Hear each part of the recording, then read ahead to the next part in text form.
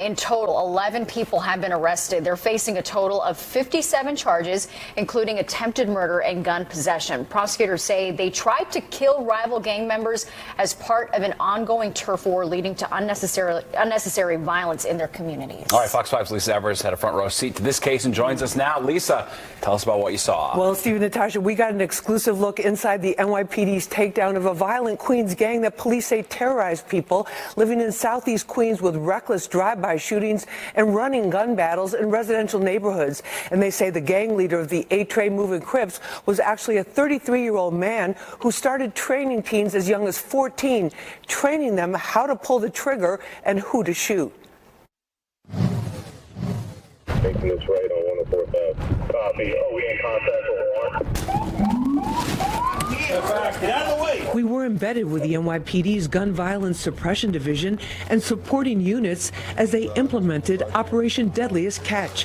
It took them months of investigations and thousands of hours to get to this moment. Their goal? Take shooting suspects they say are the worst of the worst off the streets. Their recklessness, the fact that they'll go out there, they'll shoot up a house, they'll shoot up a bus, they don't care who's around. We know bullets have no names, and they have no regard for human life. The police are asking us to put on these bulletproof vests because many of the suspects that they're about to take down today are wanted for violent gun offenses. Before we hit the streets, Assistant NYPD Chief Jason Savino addresses officers from the Gun Violence Suppression Division and supporting squads including warrants and the 113th Detective Squad, reminding them of the incident in the surveillance video. 2 cars roll up to a house, park, and then they jump out shooting with an entire family asleep inside. 2 cars, 4 guns, riddle that house with bullets, with children sleeping inside. Think about that for a second, right? Those 4 guns come back to an additional 17 shootings. At this undisclosed location, the police get their assignments, which will take them to various locations in Queens. Since the start of the Gun Violence Suppression Division in 2021, police say there's been double-digit declines in both the number of shooting incidents and the number of shooting victims in New York City. From here, you know, you guys are just going to go straight to your individual hits. So the detectives have their files and they have their assignments, and now they're going to pick up the suspects. The case subjects are 11 members of the 8-Tray moving Crips gang. Queens DA Melinda Katz, who has made working with police to get guns off the streets and bring down gun violence a top priority, says those gang members found guilty will pay for their crimes. The 57-count indictment charging 11 defendants with conspiracy to commit murder, attempted murder, attempted assault, reckless endangerment, and the criminal possession of a weapon. Me and my if he's talking no bro, we gon' send him. 2 of those indicted are aspiring drill rappers Amir Harris, who goes by Mir EBK. EBK stands for Everybody's Killer. His rapping partner is Seth Johnson, who goes by Sav G. While many drill rappers are successful artists and not involved in crime, some are, says Captain Ryan Gillis. He says they use their lyrics to inflame their rivals called ops. So the drill rap connection seems to always be a common theme in these investigations.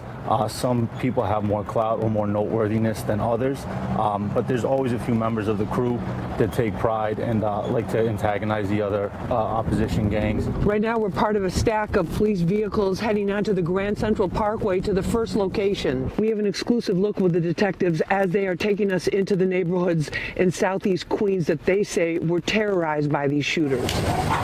Officers go into this house and surround the yard to make sure the suspect does not escape. They put their lives on the line to give this community and the people living here the safety they deserve.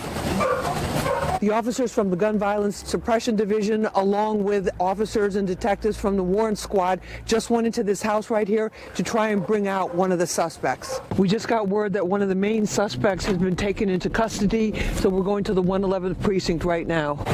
One by one, the suspects are brought in to be booked on serious felony charges, ranging from weapons possession to attempted murder. Mr. Tanis, police say that you gave young teenagers guns. Is that true?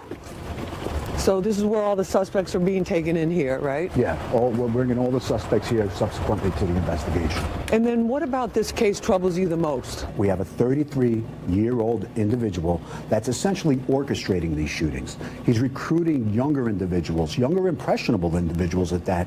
And what is he doing? Putting guns in their hands and telling them where to shoot and who to shoot. The shooting incidents in this case occurred from March of 2021 through December of 2022. We allege that the main goal of this violence is a turf war.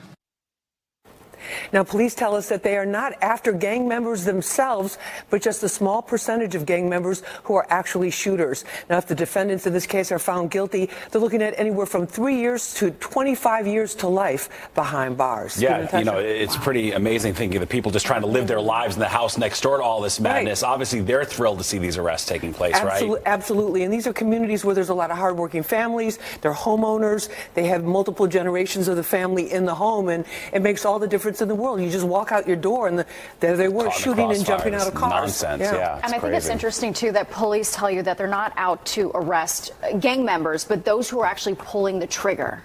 No, absolutely, because you remember like 7 or 8 years ago, there was a big gang bust that we covered on Fox 5 Live, actually, on Good Day. It was over 100 gang members, but a lot of those charges don't stick. It's basically let's catch and see what we get. This is the exact opposite. It's like precision policing plus. Yeah. They know who they're going for. They have all of the forensic evidence. They have all of this surveillance videos, all of these things to build these cases which stick, and they're getting a high conviction rate. Wow, well, incredible reporting and access. Sure. Thank you so much, Lisa. Yeah.